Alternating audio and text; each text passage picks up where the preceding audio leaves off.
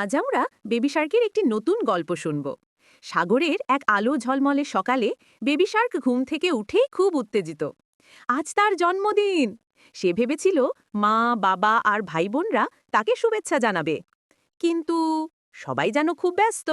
মা ক্লিনিং করছে, বাবা কোরাল ঠিক করছে, বোন গান প্র্যাকটিস করছে, আর কেউই বেবি শার্কের দিকে তাকাচ্ছে না। বেবি শার্কের মুখটা মিয়ে যায়। সে ভাবে, তারা কি আমার জন্মদিন ভুলে গেল? দুঃখী হয়ে সে ধীরে ধীরে গভীর নীল পানির দিকে সাঁতরে যায়। রাস্তা জুড়ে সি হর্স, স্টারফিশ, অক্টোপাস, কেউই তাকে হ্যাপি বার্থডে বলছে না।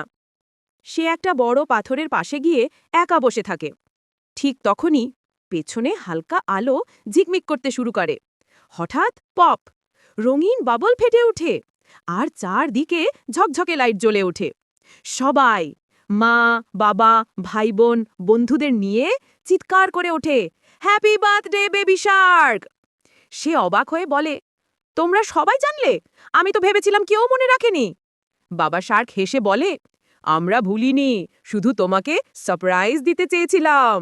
তার জন্য তৈরি ছিল রঙিন সিউইড কেক, বাবল ক্যান্ডি আর কোরাল বালুনে সাজানো বিশাল পার্টি।